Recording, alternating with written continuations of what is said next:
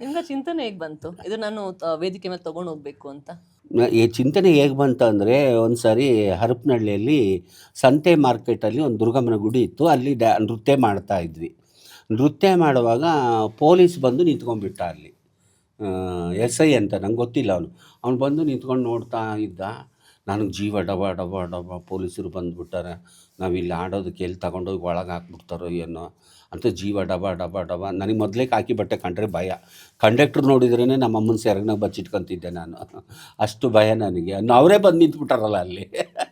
ಭಯ ಭಯ ಭಯ ಭಯ. ಆಮೇಲೆ ಹಾಡು ಮುಗಿದ ತಕ್ಷಣ ದೇವ್ರ ಕೊಡ ಕೆಳಗಿಳಿಸಿ, ಅವ ಪೊಲೀಸರು ಬಂದಾರವ ಅಂತ. ಎದಕ್ಕೆ? ನನಗೇನು ಗೊತ್ತು, ಬಂದು ನಿಂತಾರ ಅಲ್ಲಿ ಅಂತ. ಬೈತಾರೇನೋ ಹೊಡಿತಾರೇನವ, ನನಗೆ ಹೆದರಿಕೆ. ಅವ್ರೇನು ಮಾಡ್ತಾರೋ ಸುಮ್ಮನಿರು ಅಂತ. ಆಮೇಲೆ ಅವ್ರು ಸೀದಾ ನಮ್ಮ ಹತ್ರನೇ ಬಂದುಬಿಟ್ರು ಪೊಲೀಸರು. ಎಸ್ ಐ ಬಂದು, ಸರ್ಕಲ್ ಇನ್ಸ್ಪೆಕ್ಟ್ರು, ನಮಸ್ಕಾರಮ್ಮ ಅಂತ ನನ್ನ ಗುರುಗಳಿಗೆ ಹೇಳಿದರು. ನಮಸ್ತೆ ಅಪ್ಪ ಬಾ ಅಂತಂದರು. ಏನಪ್ಪ ಅಂದರೆ, ಅಮ್ಮ ನಾಳೆ ನಮ್ಮದೊಂದು ಕಾರ್ಯಕ್ರಮ ಇದೆಯಮ್ಮ, ಈ ಅಮ್ಮನ ಕರ್ಕೊಂಬಂದು ಅಲ್ಲಿ ನೃತ್ಯ ಮಾಡಿಸು ಅಂದರೆ. ಈಗ ಮಾಡಿದ್ಲಲ್ಲ ಇದನ್ನು ಡ್ಯಾನ್ಸ್ ಅಲ್ಲಿ ಮಾಡಿಸು ಸ್ಟೇಜ್ ಮೇಲೆ ಅಂದರೆ. ಆಯ್ತಪ್ಪ ಬರ್ತೀನಿ. ಎಲ್ಲಿ ಬರ್ಬೇಕಂದ್ರೆ ಇಲ್ಲಿ ಪೊಲೀಸ್ ಸ್ಟೇಷನ್ ಹತ್ರ ಬರ್ರಿ ಅಂದರು. ನೀವೇನು ಯೋಚನೆ ಮಾಡಿದ್ರೆ ಅದೇನು ಏನಾಯ್ತು ಅಲ್ಲಿ? ನಾನು ಪೊಲೀಸ್ ಸ್ಟೇಷನ್ ಹತ್ರ ಬರ್ರಿ ಅಂದ್ರೆ ಇನ್ನೂ ಭಯ ಆಗ್ಬಿಡ್ತು. ನಮ್ಮನ್ನಾಗೆ ಕರೆಸಿ ಒಳಗೆ ಹಾಕಿಬಿಡ್ತಾರೆ ಇವರು ಅಂತಂದು ಭಯ ಆಗ್ಬಿಡ್ತು. ಆಮೇಲೆ ಎಲ್ಲರೂ ಹೋದ್ವಿ. ಬೇಡ ಬೇಡ ಅಂದರೆ ನಾನು ಗುರುಗಳಿಗೆ ಕೇಳಲಿಲ್ಲ. ಬಾ ಹೋಗೋಣ, ಏನೂ ಆಗಲ್ಲ ಅಂತ. ಅವಾಗ ಹೋದ್ವಿ. ಸ್ಟೇಜ್ ಎಲ್ಲ ಮಾಡಿದರು. ಎಲ್ಲರೂ ಬರೀ ಪೊಲೀಸರೇ ಇದ್ದಾರೆ ಅಲ್ಲಿ, ಕಾಕಿ ಬಟ್ಟೆ ಬಿಟ್ಟರು. ಒಬ್ಬರು ನೋಡಿದ್ದೀನಿ ಅದರ್ತೀನಿ, ಅಷ್ಟೊಂದು ಜನ ಎಲ್ಲ ತಲೆಗಳು ಪೊಲೀಸರೇ ಇದ್ದಾರೆ. ಆಮೇಲೆ ಆಗ ನಮ್ಮ ಗುರುಗಳ ಬಗ್ಗೆ ಎಲ್ಲ ಮಾತಾಡಿ ಹಾಡೋದಕ್ಕೆ ಕರೆದು, ಮೊದಲು ನಾನು ಮಾಡಿದ್ದು ವೇದಿಕೆ ಮೇಲೆ ಅಲ್ಲೇ ಫಸ್ಟು. ನಾನು ಹಿಂಗೆ ಮಲ್ಕೊಂಡು ಆಡ್ತಾಯಿದ್ದೀನಿ, ತಲೆ ಮೇಲೆ ಕೊಡ ಹೊತ್ಕೊಂಡು. ಎಲ್ಲ ಕಾಕಿ ಬಟ್ಟೆ ಕಾಣ್ತಾವೆ, ಬಾಯೆಲ್ಲ ಒಣಗೋಗ್ಬಿಟ್ಟೈತಿ. ನೀರು ನೀರು ನೀರು ಅನ್ನೋ ಕತ್ಬಿಟ್ಟಿನಿ. ಮಲ್ಕೊಂಡೆ ಹಿಂಗೆ ಹಿಂಗಂತ ಸೊನ್ನೆ ಮಾಡೋಕೆ ಕತ್ಬಿಟ್ಟೀನಿ. ಅವ್ರು ನೋಡಿ ಭಯ ಸ್ಟಾರ್ಟ್ ಆಗಿ ಬಾಯೆಲ್ಲ ಒಣಗೋಗ್ಬಿಟ್ಟೈತಿ. ಆಮೇಲೆ ಬಂದು ದೇವ್ರು ತಗೊಂಡು ನೀರು ಕೊಟ್ಟರು, ಕುಡಿದು ಮತ್ತೆ ಡ್ಯಾನ್ಸ್ ಮಾಡಿದೆ. ಆಮೇಲೆ ತುಂಬ ಚಪ್ಪಾಳೆ ಹಾಕೋಕೆ ನಿಂತ್ಕೊಂಡ್ಬಿಟ್ರು. ನಾನು ತಲೆ ಮೇಲೆ ಬಿಂದಿಗೆನ ತಿರುಗಿಸ್ತಾ ಇದ್ದೆ. ಆಮೇಲೆ ತಲೆ ಮೇಲೆ ಬಿಂದಿಗೆ ಇಟ್ಕೊಂಡು ಹಿಂದೆ ಕಾಲು ಇಟ್ಕೊಳ್ತಿದ್ದೆ. ಯಾವುದು ಬ್ಯಾಲೆನ್ಸ್ ಇಲ್ಲ, ಗಮ್ ಇಲ್ಲ, ಯಾವುದಿಲ್ಲ.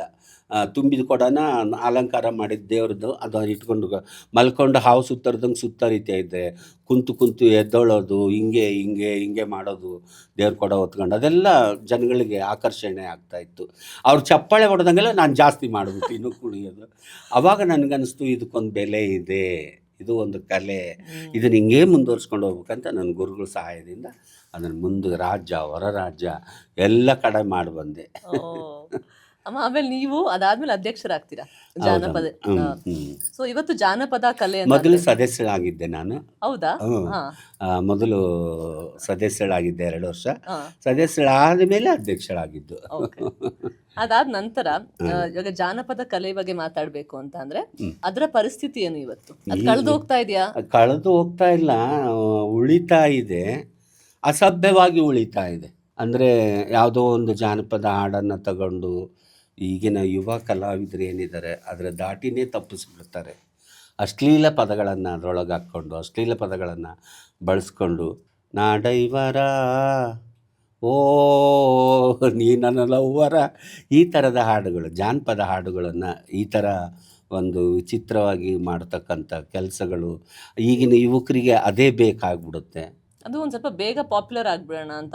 ಬೇಗ ಪಾಪ್ಯುಲರ್ ಆಗಿಬಿಡೋಣ ಅಂತ ಆ ಥರದ ಶಬ್ದಗಳನ್ನೆಲ್ಲ ಬಳಸ್ಕೊಂಡು, ಒಂದು ಹೆಣ್ಣಿನ ಅಂಗಾಂಗಗಳನ್ನು ಬಳಸ್ಕೊಂಡು, ಇನ್ನೊಬ್ಬರ ಅಂಗಾಂಗಗಳನ್ನು ಬಳಸ್ಕೊಂಡು ಹಾಡು ಕಟ್ಟಿ ಇದು ಜಾನಪದ, ಇದು ಜಾನಪದ ಅಂತ ಹೇಳ್ತೇನೆ. ನಾನು ಹೇಳೋದೇನೆಂದರೆ, ನೀವು ಏನಾದರೂ ಬದಲಾವಣೆ ಮಾಡಿರಿ, ಮೂಲಕ್ಕೆ ಧಕ್ಕೆ ಬರಬಾರ್ದು ಅಂತ. ಮೂಲವನ್ನು ಉಳಿಸ್ತಕ್ಕಂಥ ಪ್ರಯತ್ನ ನಾವು. ಎಂತೆಂಥ ಜಾನಪದ ಕಲಾವಿದರಿದ್ದಾರೆ. ಶೋಭನೆ ಪದಗಳು ಹಾಡ್ತಕ್ಕಂಥವ್ರು ಎಷ್ಟು ಜನ ಇದ್ದಾರೆ, ಎಲ್ಲ ಜಿಲ್ಲೆಗಳಿದ್ದಾರೆ. ಅಂಥವ್ರ ಹತ್ರ ಹೋಗಿ ಅಂತ ಹೇಳ್ತೀನಿ ಯುವ ಕಲಾವಿದರಿಗೆ. ಅಂಥವ್ರ ಹತ್ರ ಹೋಗಿ ಆ ಹಾಡನ್ನು ತಗೊಳ್ರಿ, ಆ ಸಾಹಿತ್ಯವನ್ನು ಇಟ್ಕೊಳ್ರಿ. ಆ ಸಾಹಿತ್ಯವನ್ನು ಇಟ್ಕೊಂಡು ನೀವು ಹಾಡುಗಳನ್ನು ರಚನೆ ಮಾಡಿ. ಆ ಥರ ಅವಾಗೆಲ್ಲ ನಾವು ಕ್ಯಾಸೆಟ್ಗಳಲ್ಲಿ ಗುರುರಾಜ್ ಹೊಸಕೋಟೆ ಅವರ ಹಾಡುಗಳೆಲ್ಲ ಕೇಳ್ತಾ ಇದ್ವಿ.